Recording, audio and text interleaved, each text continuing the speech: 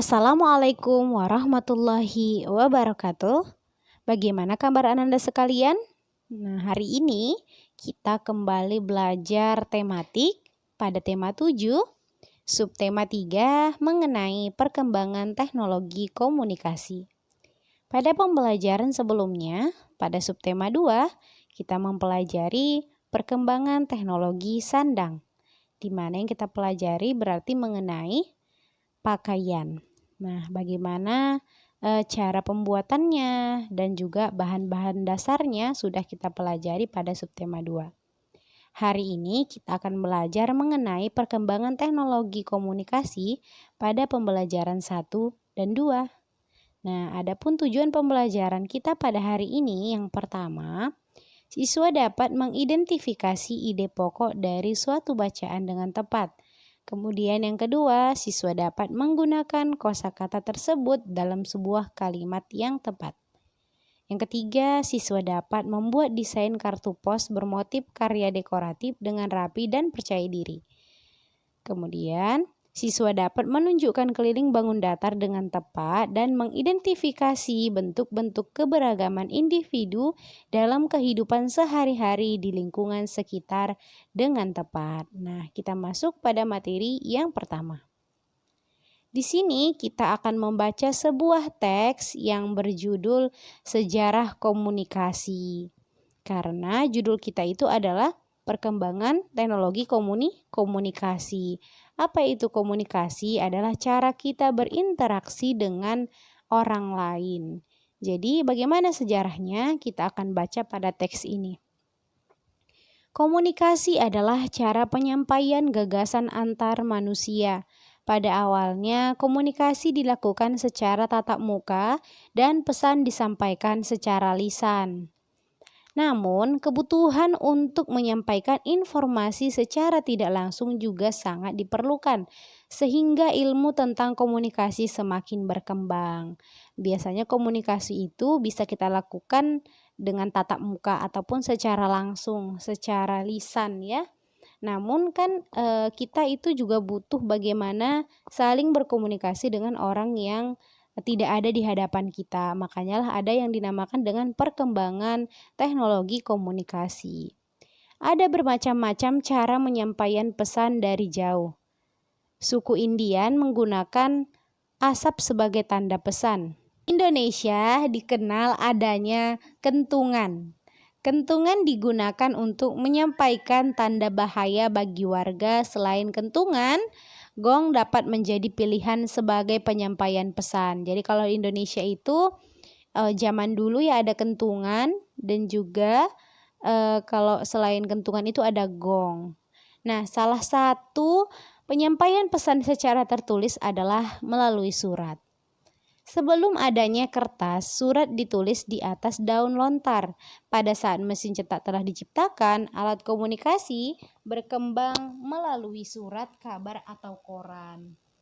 Nah, setelah surat kabar, media komunikasi seperti radio dan televisi mulai berkembang. Nah, kemudian saat ini ada jaringan internet, jadi manusia dapat bertukar informasi melalui surat elektronik. Manusia dapat juga bertukar informasi melalui berbagai jejaring sosial. Jejaring sosial dapat menghubungkan kebelahan dunia manapun. Nah, jadi isi dari sini bisa kita simpulkan bahwasanya perkembangan teknologi komunikasi itu yang pertama manusia itu masih menggunakannya dengan tatap muka.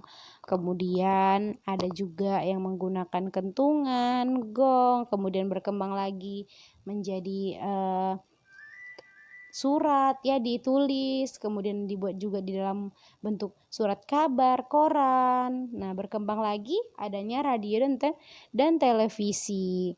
Kemudian saat ini kita menggunakan yang namanya jejaring internet. Jadi kita bisa memberi kabar dengan jaringan internet yang kita punya melalui WA, Instagram dan lain sebagainya.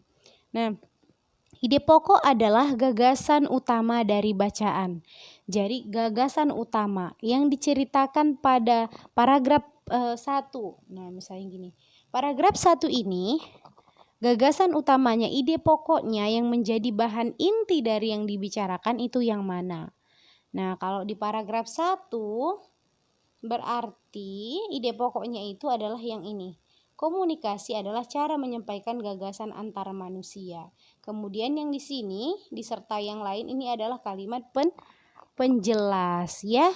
Nah, jadi ide pokok suatu bacaan dapat ditemukan jika kita membaca dengan teliti. Ide pokok ditemukan pada kalimat utama tiap paragraf. Jadi, tiap paragraf itu memang mempunyai kalimat utama. Baru yang lainnya itu penjelasnya seperti ini yang utama. Ini kalimat utama. Kalimat yang pertama, kemudian yang lain ini adalah kalimat penjelas. Oke, materi selanjutnya itu mengenai menghitung keliling bangun datar. Nah, keliling bangun datar adalah jumlah panjang sisi. Nah, kita lihat ya.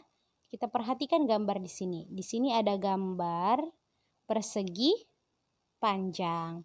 Nah, persegi panjang ini itu memiliki sisi. Nah, kita baca dulu ya. Kartu pos mempunyai 4 tepi. Jumlah panjang keempat tepinya disebut keliling kartu pos. Nah, jumlah ini 1, 2, 3, 4. Ini kan ada 4 sisi. Nah, jadi untuk menghitung jumlah panjang keempat tepinya itu disebut keliling kartu pos. Jadi, persegi panjang itu mempunyai 4 sisi. Jumlah panjang keempat sisinya disebut keliling persegi panjang. Kelilingnya itu berarti ini ya, kalau kita misalnya mau memutari ini berarti kita keliling gini kan, jadi dianya panjang keempat sisinya itulah yang disebut dengan keliling persegi panjang. Semua ini berapa keliling dari persegi panjang ini, berarti kita hitung dari sisinya, semua sisi di persegi panjang. Nah, kemudian setiap bangun datar itu memiliki keliling, baik dia persegi, segitiga, dan lain sebagainya ya. Ini kita akan membuat desain kartu pos. Nah, desain kartu pos kita lihat ya. Di sini sudah ada kartu posnya. Nah, kalau kita ingat tadi materi kita itu yaitu mengenai keliling bangun datar. Nah, ini kan persegi. Nah, keliling bangun datarnya itu berarti dari berapa sisi nih perseginya? 1, 2, 3, 4. Berarti panjangnya itu semua sisi. Berarti itulah kelilingnya ya. Nah, di sini itu kita akan coba membuat desain kartu pos. Jadi di sini ada kartu pos yang dikirim untuk Siti. Jadi Siti itu kan mendapat kiriman kartu ucapan terima kasih dari toko majalah yang pernah Siti pesan. Nah, kartu tersebut sangat cantik. Nah, kartu itu disebut kartu pos. Unsur garis, bidang, dan warna pada kartu pos menarik untuk dilihat.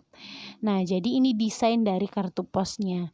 Ada bunga gitu ya, ada garis-garis yang menghiasi di sekelilingnya.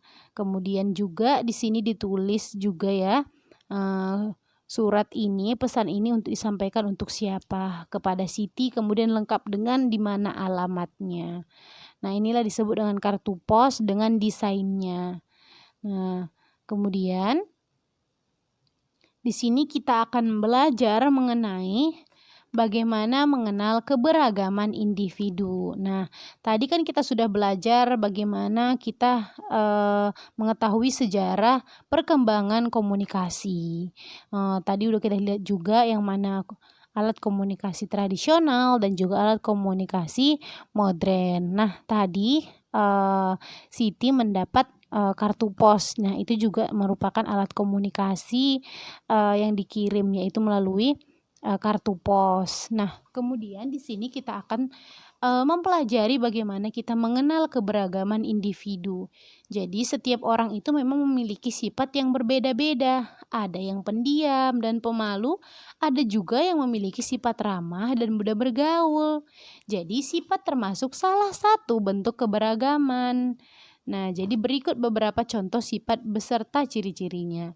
Jadi memang setiap orang itu pasti berbeda-beda ya.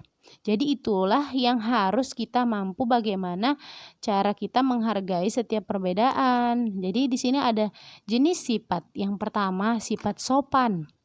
Artinya ataupun ciri-cirinya orang sopan itu adalah menghormati setiap orang. Nah, kemudian yang kedua ada jenis sifat sombong. Sombong itu ciri-cirinya seperti apa? Jadi kalau selalu merasa lebih baik dari yang lain. Berarti kalau kita merasa lebih baik dari orang lain, berarti kita memiliki sifat sombong. Nah, itu tidak boleh ya. Nah, kemudian yang ketiga, keras kepala. Ciri-cirinya tidak mau mendengarkan pendapat orang lain. Nah, kemudian ada juga jenis sifat rendah hati. Ciri-cirinya selalu menghargai orang lain. Nah, ini yang bagus. Kemudian ada sifat yang humoris. Nah, humoris itu apa, Miss? Ciri-cirinya kita senang membuat suasana riang dan penuh tawa. Jadi humoris ini orangnya ceria gitu ya, suka membuat suasana itu jadi seru, jadi penuh dengan tawa begitu. Inilah contoh sifat-sifat setiap individu beragam. Nah, itulah yang harus kita bisa saling menghargai.